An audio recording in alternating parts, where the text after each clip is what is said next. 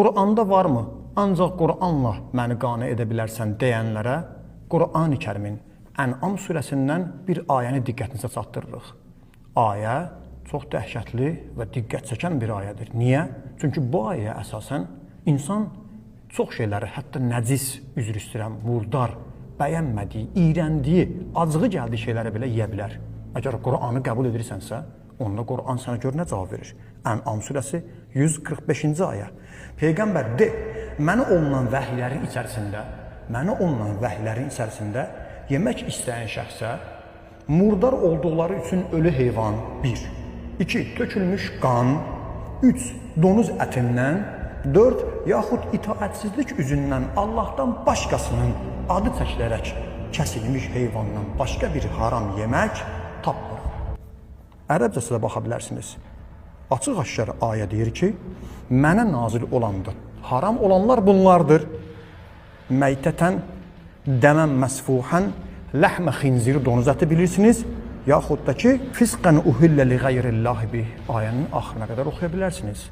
İndi kimsə bu ayəni mən ancaq Qur'andan cavab istəyirəm desə, bu ayəni qoyun onun qabağına, soruşun. Bu ayə əsasən bizim çox nəcis bildiyimiz, iyrəndiyimiz, bəyənmədiyimiz heyvanları belə biz yeyə bilərik. Daha mən bəzilərinin adını çəkmirəm. Nə oldu? Əgər Qur'anla danışırıqsa, Qur'an deyir, mənə nazil olanda haram yemək üçün bunlardır. Deməli, bunlardan başqa hamısı halaldırmı? Kim bu iddianı eləyə bilər? Bu iddianı edənlərə biz bu ayəni çəkməklə onda deyə bilərik ki, sən gedib siçan ətini deyə bilərsən.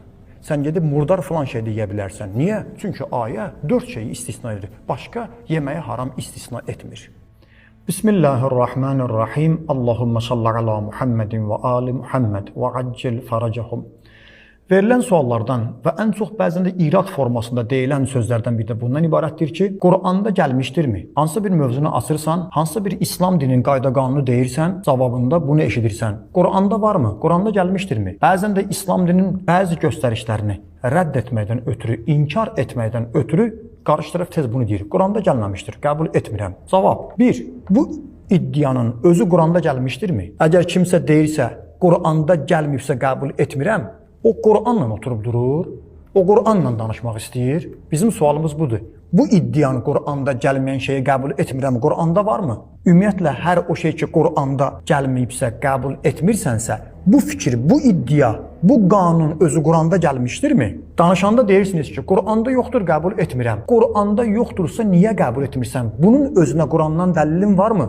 Bir daha deyirik. Qur'anda yoxdursa, qəbul etmirəmi Qur'anda tapa bilərsinizmi? Qur'andan dəlil gətirin. Necə bizdən